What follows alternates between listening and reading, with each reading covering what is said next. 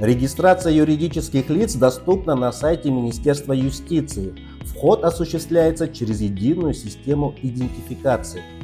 На первом этапе заполнения формы заявления указывается роль заявителя – учредитель, руководитель, иное лицо, действующее по доверенности, способ создания юридического лица.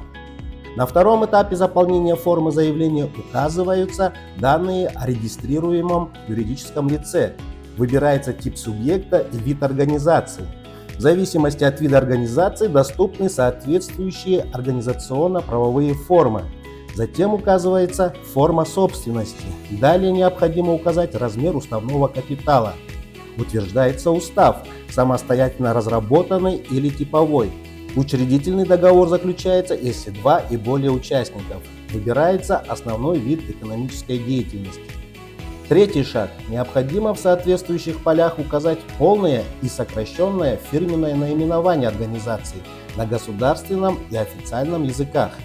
Четвертый шаг. Необходимо указать адрес организации. Для этого заявителю требуется нажать кнопку «Юридический адрес», после чего появится окно выбора адреса из адресного регистра Direct.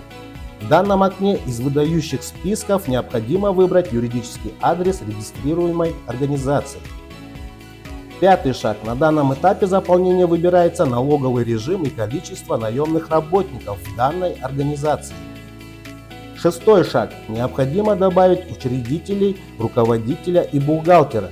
Если учредитель или руководитель является гражданином Кыргызской республики, то заявителю необходимо указать его ПИН, и данные гражданина найдутся посредством веб-сервиса Infocom.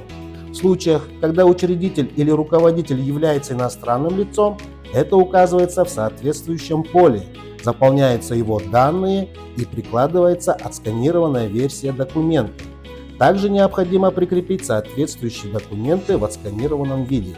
Необходимо указать и общее количество учредителей. Седьмой шаг. Необходимо прикрепить форму согласия собственника, арендатора юридического лица. В зависимости от вида организации и ее организационно-правовой формы необходимо прикрепить соответствующие документы в отсканированном виде. После заполнения всей формы заявления требуется оплата государственной пошлины через мобильные банкинги и прикрепить отсканированный вариант квитанции. Далее необходимо подтвердить достоверность сведений. После подтверждения достоверности сведений заявление можно отправлять на подписание учредителя.